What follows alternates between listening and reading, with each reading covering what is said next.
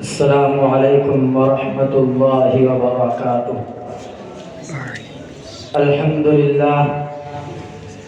للہ کفا وسلام علی عباده الذین اصطفى، اما بعد، قال اللہ تعالی: وما ارسلناک الا مبشرا ونذیرا، صدق اللہ العظیم۔ حضرات گرامی، میں اس بزم پر بہار میں سیرت نبوی صلی اللہ علیہ وسلم کے متعلق کچھ عرض کرنا چاہتا ہوں، اس امید کے ساتھ کہ میری باتوں کو بغور سنا جائے۔ جب اسلام فارات کی چوٹی سے پھیلنا شروع ہوا اور آپ صلی اللہ علیہ وسلم اپنی روشنی سے دنیا والوں کو منور کرنے لگے تو باطل پرستوں میں کھلبلی مچ گئی اور ساری قوت و طاقت دل و دماغ نور اسلام کے بجھانے میں صرف کرنے لگے۔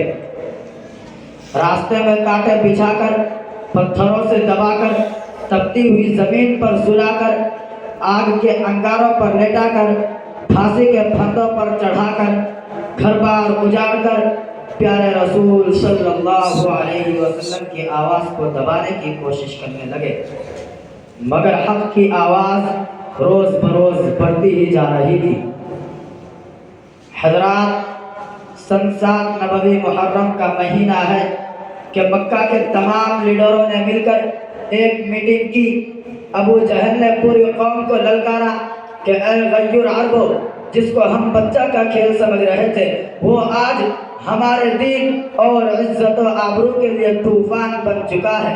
جس دین کا چرچا محمد کر رہے تھے، ان کے ماننے والوں کی تعداد روز بروز بڑھتی ہی جا رہی ہے۔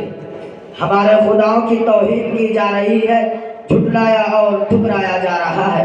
اس لیے اے عرب کے بہادروں، اب پوری طاقت سے آگے بڑھو، ورنہ وہ دن دور نہیں کہ مکہ سے ذلیل و خوار ہو کر نکلنا پڑے گا۔ ابو جہل کی تقریر نے پوری قوم کو گرما دیا۔ طرح طرح کی تدبیریں پیش کی گئی۔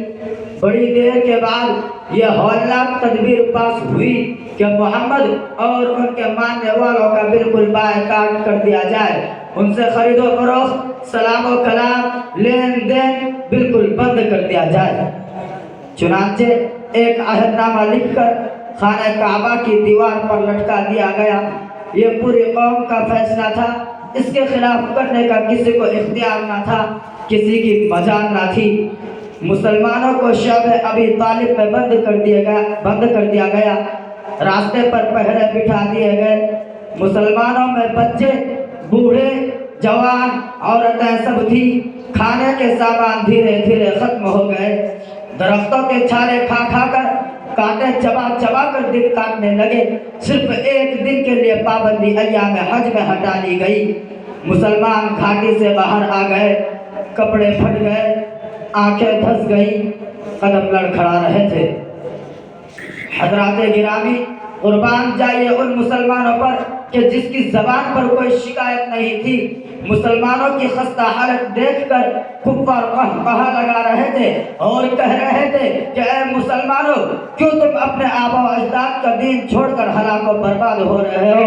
تم اب بھی محمد کا ساتھ چھوڑ دو، ہم تم پر سے یہ ساری پابندیاں ہٹا لیں گے۔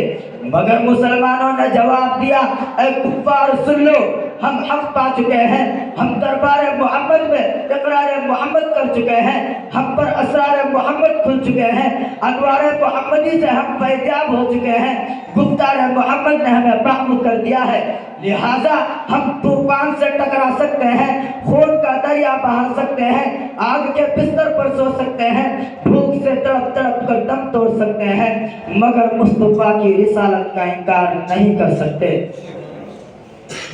اس ابتلاء و آزمائش کے بعد پورے 3 سال مکمل ہونے والے ہیں۔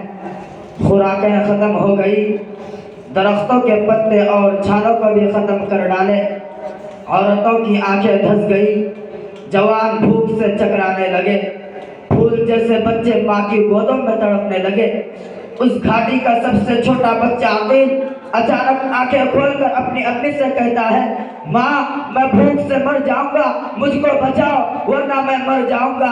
माँ के रक्त का बंधन टूट गया, वो बेतहाशा अपना सर जमीन पर पटकने लगती है, सर फट जाता है, लोग उसे संभालते हैं और वो यह कहती रहती है, मुझको छोड़ दो, मैं अपने लख्त जिगर से पहले ही मरना चाहती हूँ। मेरे दोस्तों, बहुत कुछ करने के बाद ये दिन हम तक पहुंचा है और हमारा हाल ये है कि हम इसका मजाक उड़ाते हैं। हुजूर सल्लल्लाहु अलैहि वसल्लम हमेशा अपनी उम्मत की नजात के लिए गमगीन रहा करते थे।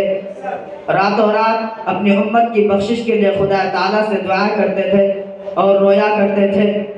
बिरादरान इस्लाम, आपने देखा कि हुजूर सल्लल्लाहु अलैहि वसल्लम किस तरह अपनी उम्मत के लिए हमेशा महवे तदब्बुर और तफक्कुर रहा करते थे, लेकिन अफसोस कि हम हुजूर के उम्मती होकर आप सल्लल्लाहु अलैहि वसल्लम को इस तरह बुला दिया है और उनके नक्शे कदम को इस तरह कर दिया है कि हमारा ज़मीर खुद हम पर मलामत करता है। याद करो उस वक्त को जब कोई किसी का पुरसान हाल ना होगा। मैं इन चंद बातों पर अपनी तकरीर को ख़त्म करता हूँ। व आखिरु दअवाना अनिल हम्दुलिल्लाहि रब्बिल आलमीन। अब मैं तकरीर के बाद फिर तकरीर ही के लिए बायज़ीद बस्तामी को दावत देता हूँ कि वो आए और अपनी तकरीर पेश करें।